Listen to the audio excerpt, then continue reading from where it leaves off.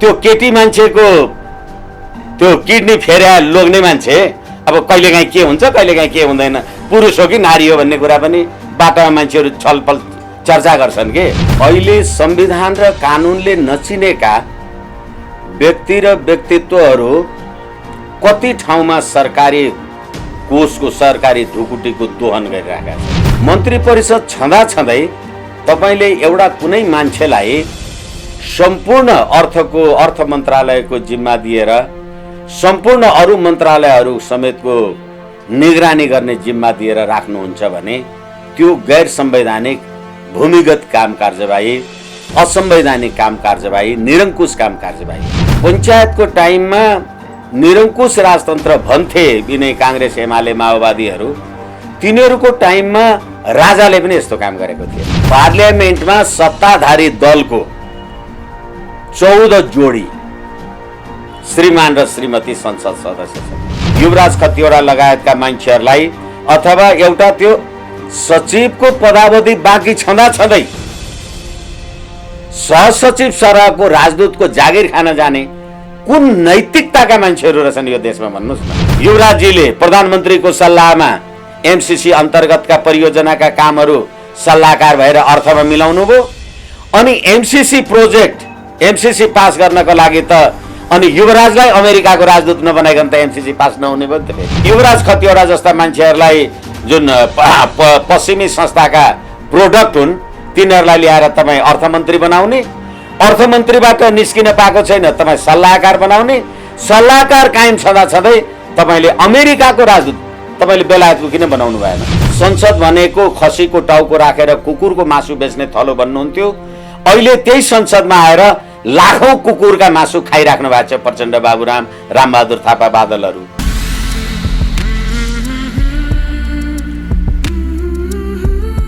आदरणीय दर्शक महानुभाव नमस्कार, तपाईँ यति बेला हेर्दै हुनुहुन्छ vnpखबर.com र अनलाइन टिभी नेपाल। साथमा म रोशन घाटी उपस्थित भएको छु।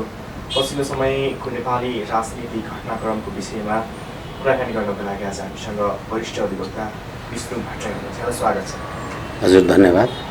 पछिल्लो समय नेपाली राजनीतिक घटनाक्रममा कसरी न्याय दिइरहनु भएको छ र मन्त्री भएको व्यक्तिलाई आर्थिक सल्लाहकार बनाए प्रधानमन्त्रीले, मन्त्री सरहको सुविधासहित फेरि अहिले राजदूत बनाएका छन् डाक्टर युवराज खतिवडाले, त्यो घटनालाई अलिकति विश्लेषण गर्नु। धन्यवाद।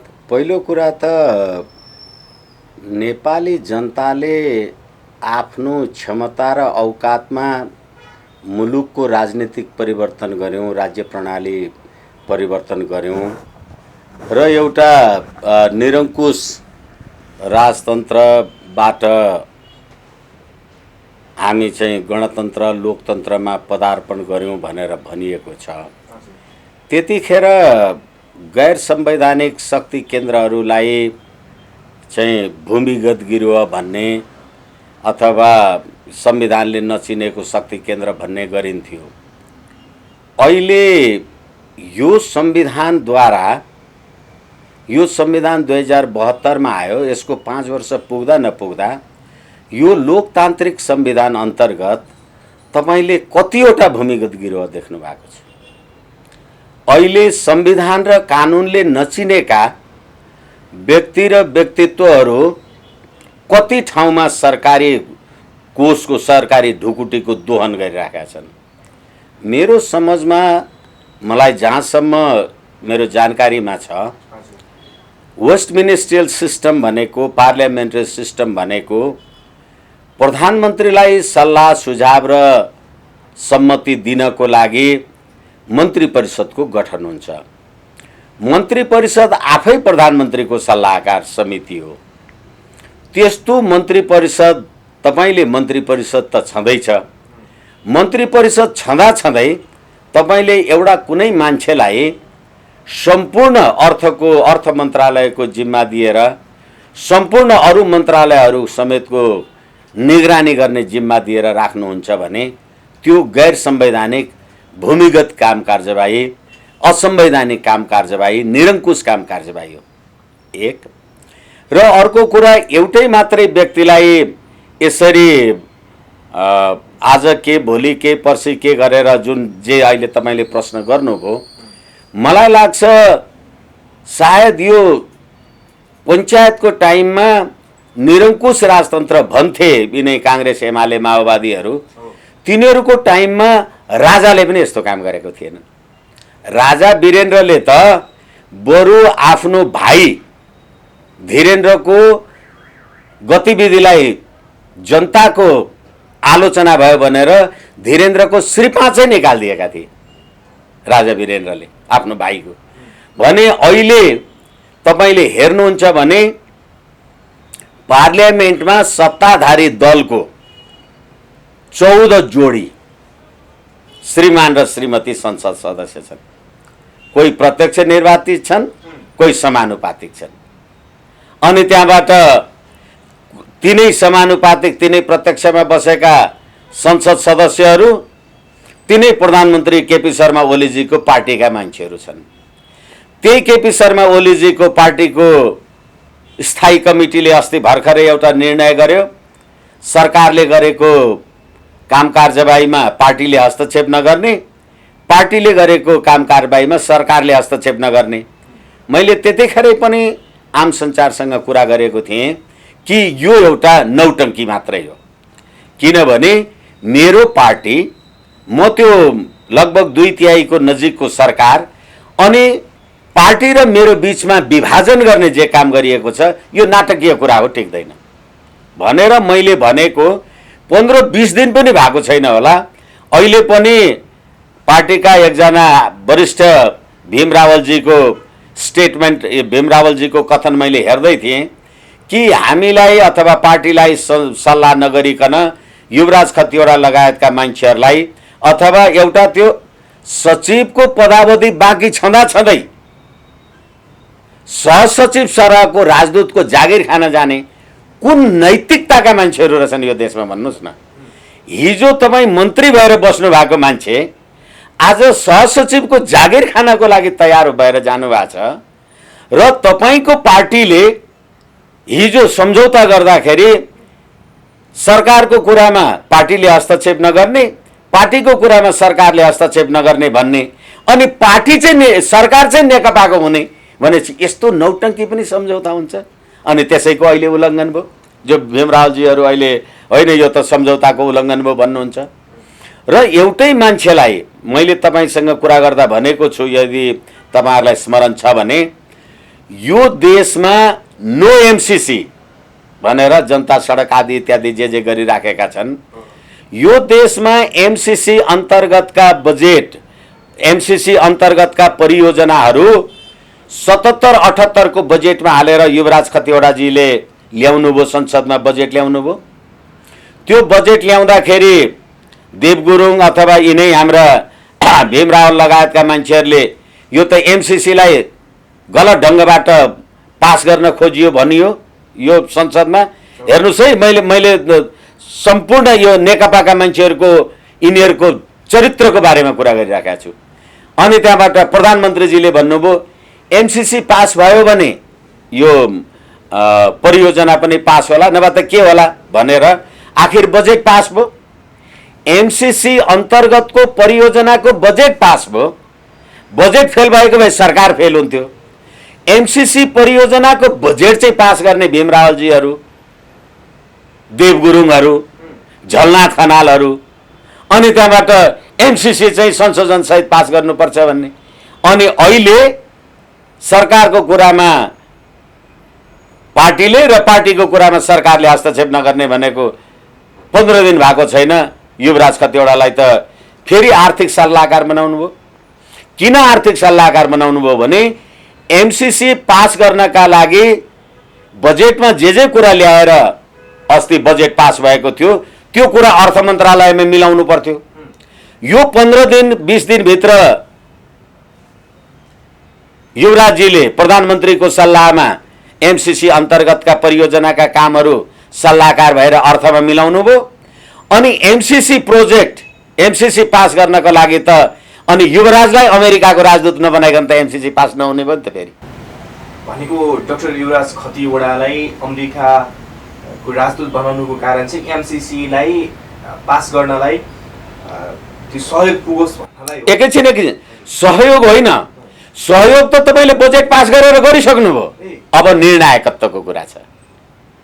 अनि फेरि जहाँसम्म मेरो जानकारीमा छ, युवराजजी वर्ल्ड ब्याङ्कमा काम गरेको मान्छे अथवा पश्चिमा विश्व संस्थामा काम गरेको मान्छे। अहिले यो देशमा बेल्ट एन्ड रोड इनिसिएटिभ भनेर चीन र इन्डो पेसिफिक स्ट्राटेजीको रूपमा पश्चिमाहरूको बिचमा अमेरिका भारत भर्सेस चीनको बिचमा द्वन्द्व भइराखेको बेलामा तपाईँले belt and road initiative Xi Jinping विचारधारा भनेर त्यसलाई पनि पास गर्ने, अनि त्यहाँबाट तपाईँ युवराज खतिवडा जस्ता मान्छेहरूलाई जुन पश्चिमी संस्थाका प्रोडक्ट हुन् तिनीहरूलाई ल्याएर तपाईँ अर्थमन्त्री बनाउने, अर्थमन्त्रीबाट निस्किन पाएको छैन तपाईँ सल्लाहकार बनाउने, सल्लाहकार कायम छँदा छँदै तपाईँले अमेरिकाको राजदूत तपाईँले बेलायतको किन बनाउनु भएन, जर्मनको फ्रान्सको किन बनाउनु भएन? किनभने एमसीसी त युवराजजीको क्रियाशीलतामा अथवा त्यो षड्यन्त्र त्यो मेकानिजम अन्तर्गत र वर्ल्ड ब्याङ्कको मेकानिजम अन्तर्गत तपाईँले बजेट पारित गरिसकेपछि अब आउने पार्लियामेन्टमा एमसीसी पास गर्नका लागि युवराजलाई अमेरिकाको राजदूत नबनाएर के बनाउनुहुन्छ त? यस कारणले गर्दाखेरि एउटा मन्त्री भइसकेको मान्छेलाई सहसचिव सरहको राजदूत बनाइएको छ, उनी बनेका छन्। त्यो नैतिकताले देला नदेला उनीहरूको चरित्र होला नहोला, तर डाक्टर युवराज खतिवडा भन्दा अर्को उचित पात्र यिनीहरूले भेटाएनन् कि उनीहरूलाई त्यस्ता पात्रहरू छैनन्? अब कहिलेकाहीँ चाहिँ यसो भन्दाखेरि यो प्रति प्रश्न गर्दा मलाई अलिकति पीडा पनि हुन्छ। तपाईँहरूलाई प्रति प्रश्न गर्नुपर्दा भरसक गर्नु नपरोस् जस्तो लाग्छ। यो प्रश्न चाहिँ तपाईँहरूले युवराज अथवा केपी ओलीजी अथवा तिनीहरूको पार्टीलाई सोध्नुपर्ने हो कि। तर मेरो तपाईँलाई निवेदन के भने मैले निवेदन गरिसकेँ जस्तो लाग्छ, किनभने एमसीसी पास गराउने पात्र प्रवृत्ति तपाईँले जुन पात्र र प्रवृत्तिलाई पार्लियामेन्टमा राखेर हेर्नुभयो त्यो पात्र र प्रवृत्ति अब अमेरिकाको राजदूत भएपछि पुरा हुन्छ के। किनभनेदेखि होइन भने अब तपाईँले अहिले होइन एउटा सहसचिव लेभलको मान्छे आदि इत्यादि कोनी के को मान्छे भन्नुहुन्छ नि, अभक्ष खानको लागि सुनको थालीमा हालेर दिए पनि खाने हो, होइन त्यो फलामको थालीमा हालेर दिए पनि खाने हो भनेदेखि तपाईँलाई राष्ट्र नेपाली जनता युवाहरू जे तपाईँ यति अभियन्ता सभियन्ता आदि इत्यादि के गतिविधि गर्छन् तपाईँहरू हेरिराख्नु भएको हुन्छ अथवा तिनीहरूको कार्यक्रममा पनि गइराख्नु भएको हुनुहुन्छ। अहिले मान्छेहरू हेर्नुहोस् त, नो एमसीसी भनेर जे जति मान्छेहरू भनिराखेका छन् गतिविधि गरिराखेका होलान्, अहिले ती युवाहरू त खोइ त युवराजजीलाई राजदूतको लागि प्रस्तावित गर्दा त कोही पनि बोल्दैनन् त, सडकमा त त्यो आवाज देखिँदैन त। यसै कारणले गर्दाखेरि र एमसीसी पास गर्ने कुरामा नेपालका सम्पूर्ण राजनीतिक शक्तिहरू लगभग सम्पूर्ण राजनीतिक शक्तिहरू एमसीसी पास गर्ने पक्षमा छन्, चाहे त्यो नेपाली काङ्ग्रेस शेरबहादुर देउवा होस्, चाहे त्यो नेकपा होस्,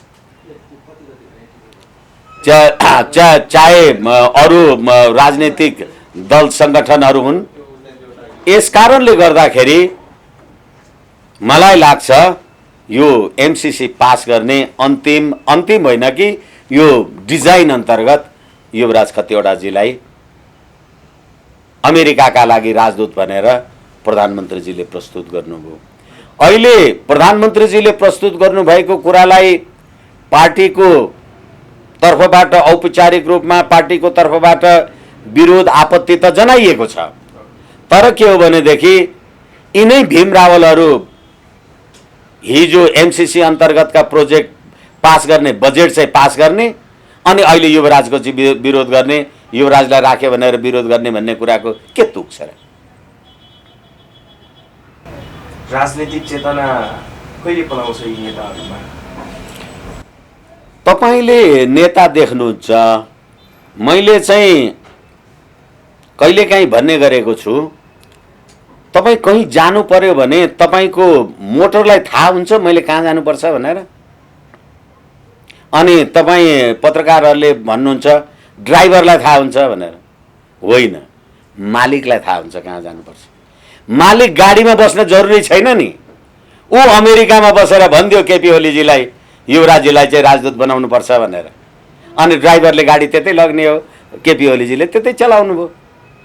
यसकारणले गर्दाखेरि यो देशमा 12 बुँदे समझदारी गर्दाको कुरा भन्नुहोस्, 7 सालको कुरा भन्नुहोस्, अहिले चीनले चाहिँ हाम्रो के अरे यो पश्चिमी हुम्ला जुम्लाको सिमाना मिचेको छ भन्ने कुरा गर्नुहोस्। त्यहाँको गाउँपालिका नगरपालिकाका प्रमुखहरू स्थलगत भ्रमण गर्न हेर्नलाई जाँदैछन्, टोली फर्किन पाएको छैन। नेपालको परराष्ट्र मन्त्रीले औपचारिक रूपमा भनिदियो चीनले हाम्रो सिमाना मिच्या छैन। यस्तो राज्य व्यवस्था यो सरकार हाम्रा देशका हुन् यिनीहरू भनेको। पार्टीभित्र जसरी विरोधको स्वर उठ्छ, जति बेला रावलले पनि निकै ठुलो स्वरमा चाहिँ सरकारको विरोध गरेका थिए, अहिले उनी लगभग चुपचाप छन्। मन्त्री बन्न पाएन अथवा कुनै सुविधा पाएन भने उनीहरू बोल्छन् कि के छ? अहिले मैले तपाईलाई निवेदन गर्नुपर्दा कम्युनिस्ट पार्टी भनेको सर्वहाराको अधिनायकवाद, जसले राजनीतिक स्वतन्त्रतामा विश्वास गर्दैन।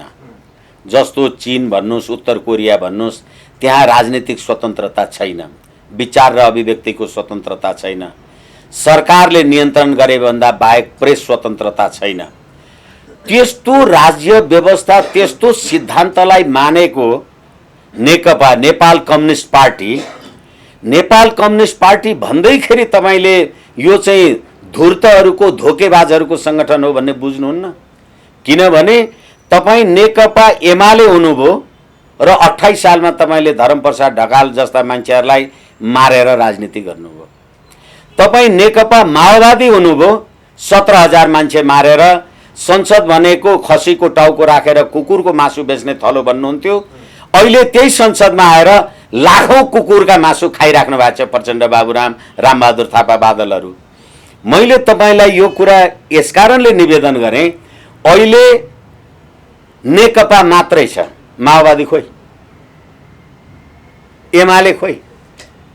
तपाईले त एमालेलाई भोट दिए नि, तपाईले त माओवादीलाई भोट दिएको नि, तर यिनीहरू जम्मा कम्युनिस्ट मात्रै भए र माओवादी पनि बेचेर खाए, एमाले पनि बेचेर खाए, अनि मदन भण्डारी पनि बेचेर खाए, माओवादी पनि बेचेर खाए।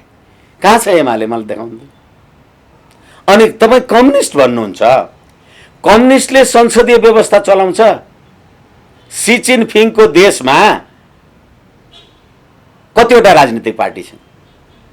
अहिले नेपालमा यो कोरोना महामारी नभएको भए 2020 हाम्रो अन्तर्राष्ट्रिय पर्यटन वर्ष थियो। सी जिनपिङ यो देशमा आउँदाखेरि त्यतिखेर उहाँले भनेर जानुभयो, चीनमा करोडौं मान्छेहरू बुद्ध धर्मावलम्बी मान्ने मान्छे छन्। म तपाईको पर्यटन वर्ष सफल पार्नका लागि लुम्बिनी पठाइदिन्छु, भगवान बुद्धको जन्मस्थल भनेपछि अहिले पनि भगवान बुद्धले नेपाली जनतालाई पाल्दै हुनुहुँदो रहेछ नि। अनि तर कपिल वस्तुमा बुद्धको शालिग त प्रचण्ड र खड्गवलीका अरिङ्गालले लात्ताले हानेर भत्काए नि। कहाँ छ राष्ट्रियता? त्यति मात्रै होइन, बाबुराम भट्टराई गोर्खाबाट चुनाव जितेको मान्छे होइन। गोर्खामा एउटा मनोकामनाको मन्दिर छ, एउटा प्रस्तर मूर्ति गरेको, र त्यहाँ एउटा तल चाहिँ कुरिन्टारमा केबल कार छ। त्यो केबल कार चढेर लाखौं लाख पर्यटकहरू त्यही मनोकामनाको मन्दिर हेर्न न जान्छन्, अरू केही त छैन नि।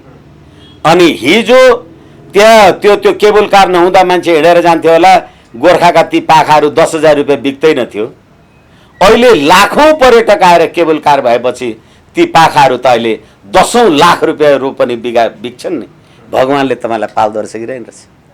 त्यो देश तपाईँले धर्मनिरपेक्ष भन्नुभयो, अनि तपाईँ पशुपति विकासको संरक्षक, लुम्बिनी विकासको संरक्षक, अनि कोरोना लाग्छ भनेर तपाईँ चर्चहरू चाहिँ खुला हुन्छन्, पशुपतिको ढोका चाहिँ खोल्न दिनुहुन्न। बौद्ध विहारहरू चाहिँ खोल्न दिनुहुन्न भनेदेखि तपाईँ यो देशका नेता भन्नुहुन्छ भने खोइ देशका नेता। यसै कारणले गर्दाखेरि यी सम्पूर्ण कुरा जुन विदेशी शक्तिको भरमा बाँचिराखेका अडिराखेका छन् यिनीहरू, अनि त्यो कहिलेकाहीँ ठट्टा गर्दाखेरि पनि भन्ने गर्छन् त्यो केटी मान्छेको त्यो किडनी फेर्या लोग्ने मान्छे अब कहिलेकाहीँ के हुन्छ कहिलेकाहीँ के हुँदैन, पुरुष हो कि नारी हो भन्ने कुरा पनि बाटोमा मान्छेहरू छलफल चर्चा गर्छन् के। यो केपी शर्मा ओलीलाई हो, अब कसलाई हो मलाई थाहा भएन, तर मान्छेहरू त्यसो भन्छन्, सडकमा सुनेको कुरा हो। यस कारणले गर्दाखेरि तपाईँ राष्ट्रियताका कुरा गर्ने अनि BRI पनि पास गर्ने र इन्डो पेसिफिक स्ट्राटेजी अन्तर्गतको MCC पास गर्ने, अनि आजकल फेरि कहिलेकाहीँ यसो फेसबुकमा हेर्छु म, कसले लेख्छ कसले देख्छ मलाई थाहा छैन, रेल आयो भन्छन् चढ्न नपाइने, अनि नक्सा आयो किताब नक्सा आयो देशको भन्छन् त्यो किताबमा पढ्न नपाइने, अनि अस्ति निकालेको नक्सा अहिले किताबमा नराख्नु भने होइन। यी आफ्नै देशका नेता हुन्, कसले भनेर ल्याएको। त्यतिखेर मैले तपाईँसँगै कुरा गर्दा भनेको छु, पुष्पकमल दाहालजीले त भन्नुभयो नि राजतन्त्रले लगेको भूमि हामी गणतन्त्रले फिर्ता ल्यायौँ भनेर। अहिले स्कुलको पाठ्यपुस्तकमा नराख्नु भनेर कसले भन्यो? राजाले आएर भन्यो, माओ सेतुङले भन्यो, डोनाल्ड ट्रम्पले भन्यो कि नरेन्द्र मोदीजीले, कसले भन्यो? यस कारणले नेपालका नेता तपाईँ जे भन्नुहुन्छ त्यो रेल पनि भारतले हामीले दिएका हौँ भन्दाखेरि नेपालका कुनै पनि नेताहरूले त्यसको खण्डन गर्न सकेनन् र गरेनन् पनि। एकछिनलाई मान्नुहोस् न मित्र, म कहिलेकाहीँ भन्ने गर्छु के होला तपाईँको पैसा बाहिरबाट आयो होला, साधन बाहिरबाट आयो होला, स्रोत बाहिरबाट आयो होला, जेसुकै बाहिरबाट आयो होला, त्यो कुरालाई म्यानेज गर्न सकिन्छ, तर तपाईँको विचारै बाहिरबाट आयो के गर्नुहुन्छ? त्यो त निकाल्न सक्नुहुन्न। नेपालका पार्टी नेपालमा जन्मेका पार्टीको हुन्। नेपालको प्रजातन्त्रको जननी भन्ने नेपाली काङ्ग्रेस त सेरोगेसी पार्टी हो भनेर मैले तपाईँलाई भने नि। भारतमा जन्मेको होइन, कलकत्तामा 2004 सालमा। अनि नेपालका कम्युनिस्ट हौँ अथवा काङ्ग्रेस हौँ भन्ने जेसुकै मान्छेहरू हुन्, 12 बुँदे समझदारी कहाँ गएर गर्छन्? दिल्ली गएर गर्छन्। अनि त्यो 12 बुँदे समझदारी गर्दा को हुन्छ? भारत नेपालका लागि तत्कालीन अमेरिकी राजदूत जेम्स मोरियार्टी लगायतका मान्छेहरू हुन्छन्। अनि नेपालको शासन व्यवस्था कसरी चलाउनुहुन्छ अरे? सी चिनफिङ विचारधाराले। अनि संविधानले के ल्याउनु भएको छ अरे? लोकतान्त्रिक गणतन्त्रात्मक, सङ्घीय लोकतान्त्रिक गणतन्त्रात्मक। अनि कस्ता मान्छे पार्लियामेन्टमा लाग्नुहुन्छ अरे? म वामदेव गौतम बाहुन, अनि मेरो श्रीमती चाहिँ जनजाति मगर गुरुङ नि अरे, अनि ऊ चाहिँ अर्को समानुपातिक, अनि 17-18 जोडी त पार्लियामेन्टमा। हिजो त राजा दरबारमा त एउटा जोडी हुन्थ्यो, त्यो निरङ्कुश थियो। अहिले लोकतन्त्र हेर्नुहोस् त नाटक। अनि यो व्यवस्थामा प्रधानमन्त्रीजीले 3 चोटि 4 चोटि 5 चोटि युवराजजीलाई फेभर गर्नुभयोले अथवा अर्को खेमराजजीलाई गर्नुभयो, के फरक परेर? आफ्नो मान्छे र पैसा भए पछाडि अरू केही चाहिँदैन, सिधै संसदमा सांसद बन्न पाइयो। पाइयो किनभनेदेखि जहाँ नीति छैन त्यहाँ नैतिकता हुन्न। मैले हिजो पनि एउटा कुनै बारको कार्यक्रममा भनेको छु, अहिलेको हाम्रो संविधानमा अख्तियार दुरुपयोग आयोग, लोकसेवा आयोग, मानवाधिकार आयोग, यी सम्पूर्ण आयोगहरूमा नियुक्ति हुनलाई उच्च नैतिक चरित्र चाहिन्छ भनेर लेखा छ। सिरियसली निवेदन गर्दैछु म। तर यो संविधानको धारा 87 मा संसद सदस्य हुनलाई उच्च नैतिक चरित्र चाहिन्छ भनेर लेखा छैन। अनि अदालतको न्यायाधीश हुनलाई पनि उच्च नैतिक चरित्र चाहिन्छ भनेर लेखा छैन। भनेपछि संसद सदस्य हुनलाई जहाँ नैतिकतै चाहिँदैन त्यहाँ तपाईँ नैतिकता खोज्ने र युवराजलाई 4 चोटि राख्यो, विष्णु भट्टराईलाई 5 चोटि राख्यो भन्ने भने। अनि संवैधानिक परिषदमा प्रधानमन्त्रीजी अध्यक्ष हुनुहुन्छ। प्रधानमन्त्री भनेको कार्यकारी प्रमुख, अनि संसदीय दल संसदमा विपक्षी दलको नेता शेरबहादुर देउवा भन्नुहोस् नेपाली काङ्ग्रेस, त्यो सदस्य हुन्छ भनेपछि संसदको प्रमुख प्रतिपक्षी पनि भयो। अनि प्रधान न्यायाधीश पनि सदस्य हुन्छ, त्यो न्यायपालिका भयो। अनि न्यायपालिका, कार्यपालिका र विधायिका तीनैवटाको सम्मिश्रण प्रतिनिधि सभाको सभामुख, राष्ट्रिय सभाको अध्यक्ष भएर संवैधानिक परिषद बन्छ। त्यो संवैधानिक परिषदले गरेको निर्णय संसदीय सुनवाई समितिका मान्छेहरूले, जहाँ लोग्ने र स्वास्नी दम्पतिहरू बस्ने ठाउँ छ, तिनीहरूले उल्टाइदिन्छन्। यो देशमा नैतिकता खोज्ने तपाईँ, राष्ट्रियता खोज्ने तपाईँ, खोइ मैले त देखिनँ। मैले देखा कुरा गल्ती भइदियो हुन्थ्यो, मैले धेरैचोटि भनिरहेको छु। भनेदेखि यस्तो राज्य व्यवस्था प्रणाली भएको मुलुकमा तपाईले कुन सिद्धान्तका आधारमा कुरा गर्नुहुन्छ? सी जिनपिङको विचारधाराद्वारा चल्ने संसदीय प्रजातन्त्र भन्ने। अहिले भारतको संविधानको कुरा गर्नुस् अथवा व्यवस्थाको कुरा गर्नुस्, बेलायतको कुरा गर्नुस्, बेलायतमा संसद भनेको राजा, हाउस अफ लर्ड्स र हाउस अफ रिप्रेजेन्टेटिभ्स, प्रतिनिधि सभा, राष्ट्रिय सभा र राजाको संसद हुन्छ। भारतमा मलाई लाग्छ धारा 79 संविधानको, भारतमा राष्ट्रपति, राज्यसभा र लोकसभाको संसद हुन्छ। नेपालमा इन्ट्रेस्टिङ, राज्यसभा, राष्ट्रिय सभा र प्रतिनिधि सभाको संसद हुन्छ, राष्ट्रपति चाहिँदैन। अब त्यो राष्ट्रपतिले संसद सदस्य मनोनित गर्छ अरे, जो संसदको अभिन्न अंगै होइन त्यसले कसरी मनोनित गर्छ? त्यो चल्याछ यो देश, यो संविधान बनाउनु भएको छ। यस्तो देशमा नीति, रीति, पद्धति, प्रणाली खोज्दै हुनुहुन्छ, नेपाली जनता कहाँ पुग्छन् मलाई थाहा छैन। ओके पनि नेपाली जनताले आवाज उठाउनेछ समय विषयको लागि। मलाई लाग्छ दो लेट देन नेभर भन्छन् नि, गालिब जीवन भर एक भूल करता रहा, धूल चेहरे पे थी और ऐना को पोस्ता रहा। तपाईको आफ्नो ऐना अनुहारमा कालो दलिएको छ, ऐना पुछेर उज्यालो हुन खोज्नुहुन्छ। यो व्यवस्था त्यही हो। धन्यवाद।